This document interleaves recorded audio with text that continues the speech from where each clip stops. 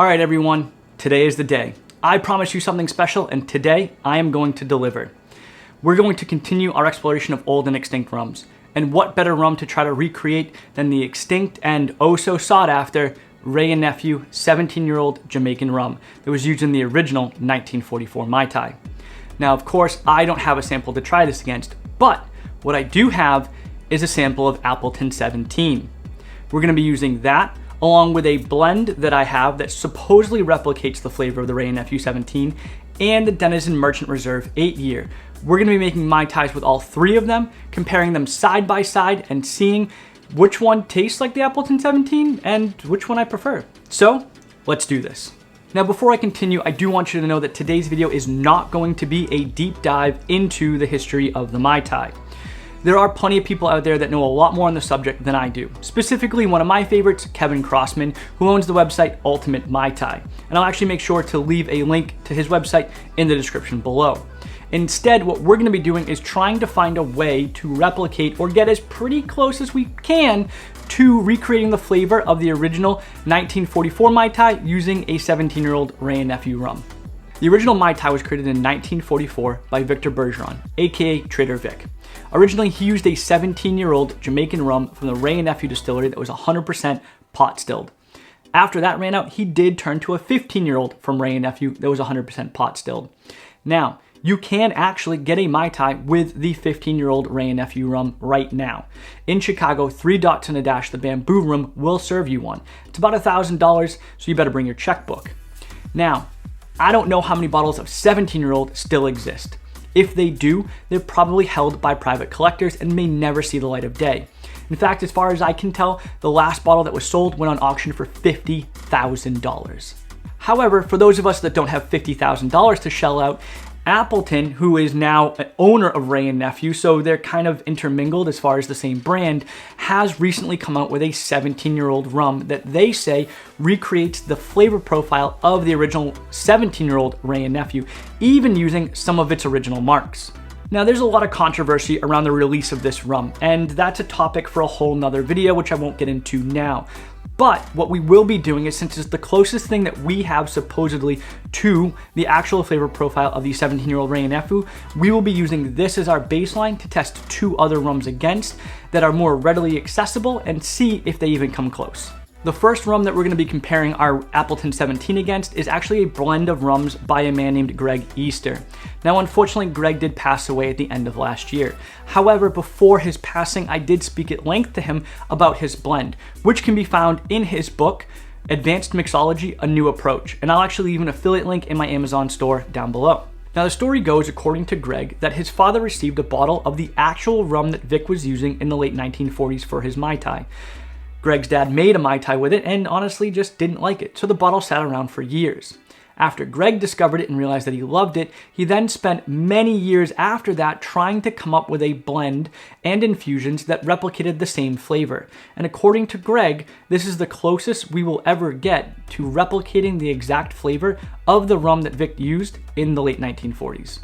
To make Greg Easter's 17-year-old Wray and Nephew clone, you will need Rum JM XO, Smith & Cross, Plantation 3-Star, Plantation OFTD, Rum JM Blanc 50, Grand Marnier, and Vic's Nastroika.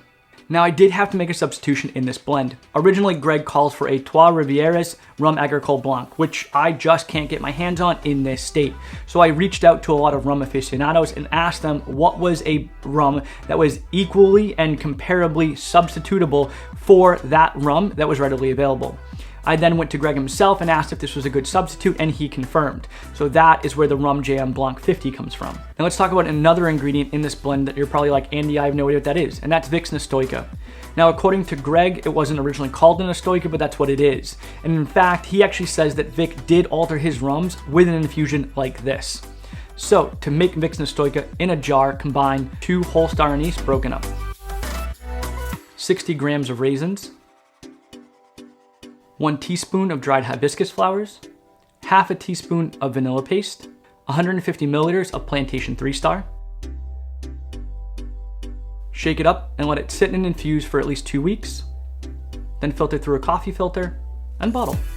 This makes about 5 ounces and is shelf stable. All right, now that we have the Nastoika, let's make our blend.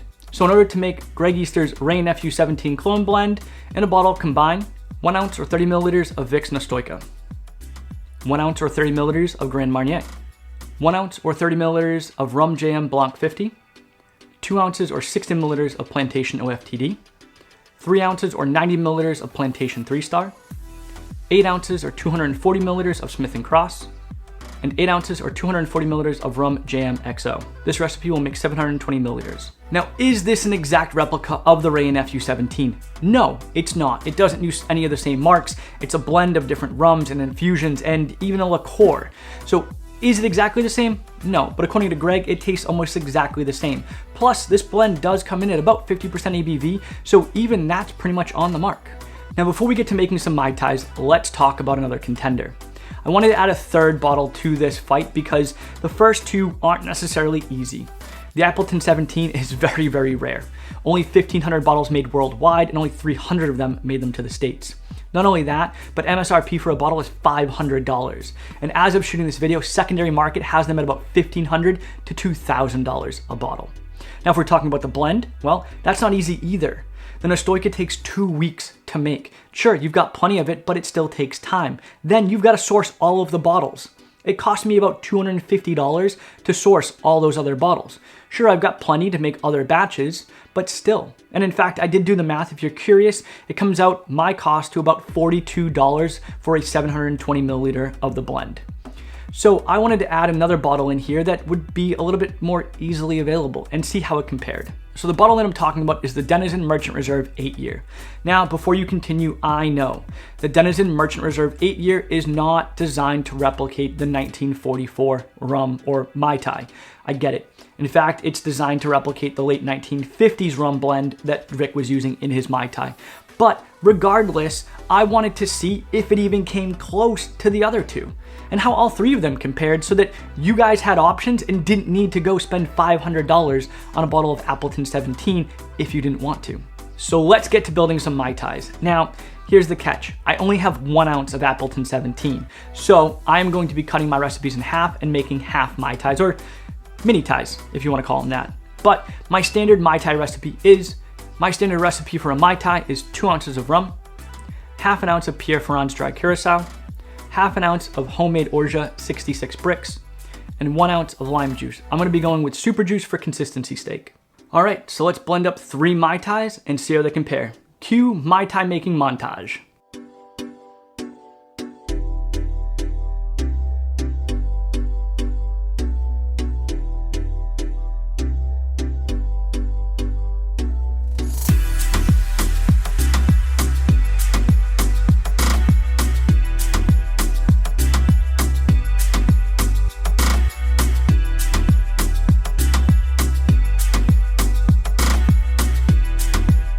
All right, well, there we have it.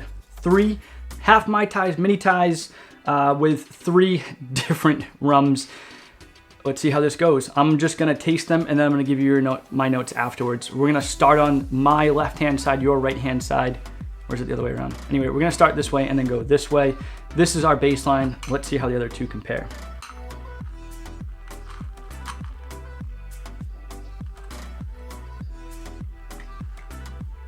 Okay, so, well, what are my thoughts? All 3 of them make wonderful Mai Tais, in full disclosure. How do they compare to each other? The Appleton 17 is different. There's this underlying fruit sweetness. It's almost like banana Laffy Taffy or bubble gum that I'm not getting out of these two. That's the main difference. I'm gonna give it one more sip through. I'm gonna give you some more tasting notes. So it's tart. The Orgeat comes through, and then there's this bubble gum back note on it that is so unique, and I don't know if I've had with any other Mai Tai before. It's dark, it's rich, it's tart from the lime juice. The Orgeat and the curacao are playing and showing up, but there's this level of spice that I'm not getting from this one. This one is a little bit more subdued and mellow, and honestly, it tastes a little bit, for lack of a better term, sweeter. The sugar levels aren't any different in any of these. This one is kind of like the Wray and Nephew blend, but if it were mellowed down, right? So that spice that I was talking about earlier in the blend isn't coming through as much in the Denizen Merchant Reserve. It's still great, by all means. It's almost like this one, but without the banana Laffy Taffy bubblegum flavor that I'm getting on the back end. So I'm gonna have to go through this again, and I think I'm gonna start this way and go this way now and see if that changes the flavor profiles. Okay. The orange is much more pronounced than this one. Yeah. There's, oh, interesting. Okay. So with this one now, there is a spice level, but it diluted a little bit more. And now I'm getting that bubblegum flavor on the very, very back end that I'm getting from the Appleton 17. Let's see. Okay, so hear me out. Tasting back and forth, there's a lot going on here. Is one better than the other? Honestly, they're all great. And if I got served any of these in a bar, or if I made any of these at home, I would be totally happy. But here's the deal. These two are definitely closer, 100%. As the blend dilutes, it actually comes closer to being more similar to the Appleton 17. That bubblegum flavor starts to come through, and those spice notes start to temper a little bit. As this dilutes, the bubblegum flavors start to dilute themselves a little bit and comes more in parallel with the blend.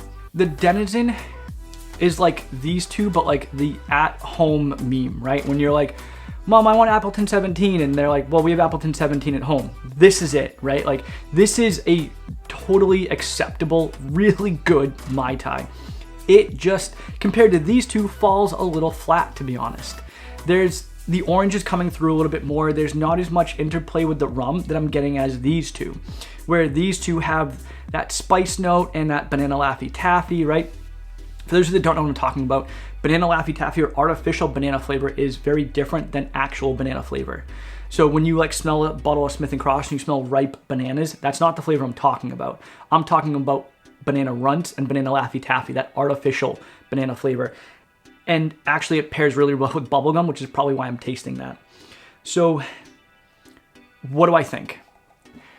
Do I think you need to go out and buy a $500 bottle of Appleton 17? No, probably not, unless you're a collector. Do I feel like this is leaps and bounds better than these two? No, I don't. Do I think it's a little bit different? Absolutely sure, 100%. But better, first of all, better subjective, but I don't find it to be that much better that I am gonna go source a rare bottle for $500 or up to $2,000. It's just not gonna happen.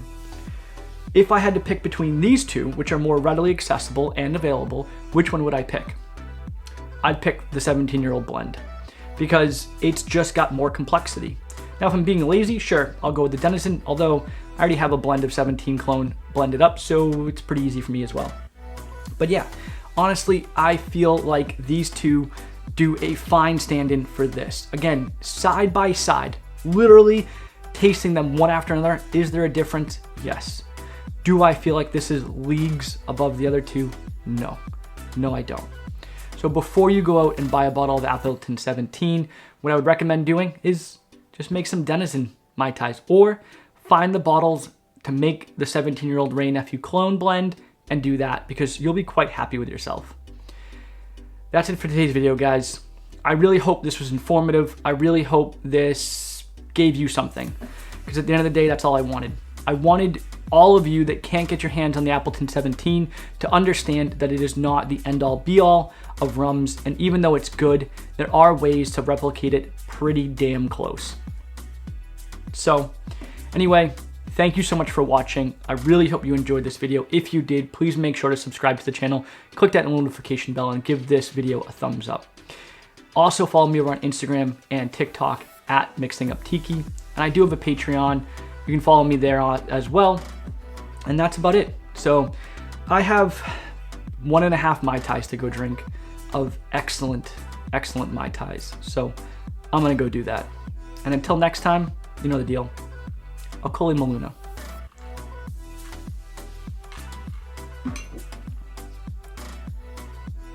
It is a really good Mai Tai. Don't get me wrong. But like,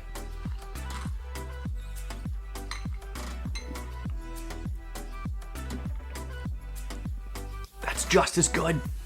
It's a slightly different. There is that raisiny flavor that's coming through now, but like, I've still got that. Let's see if I do this. Let's see if I do.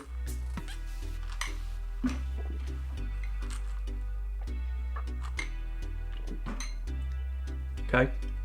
Just compared to this one just tastes like limeade. It's funny.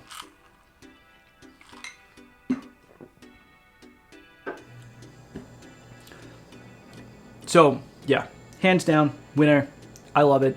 I would make this all the time with the readily available ingredients over this, spending $500 any day. Yeah. Anyway, that's it for today.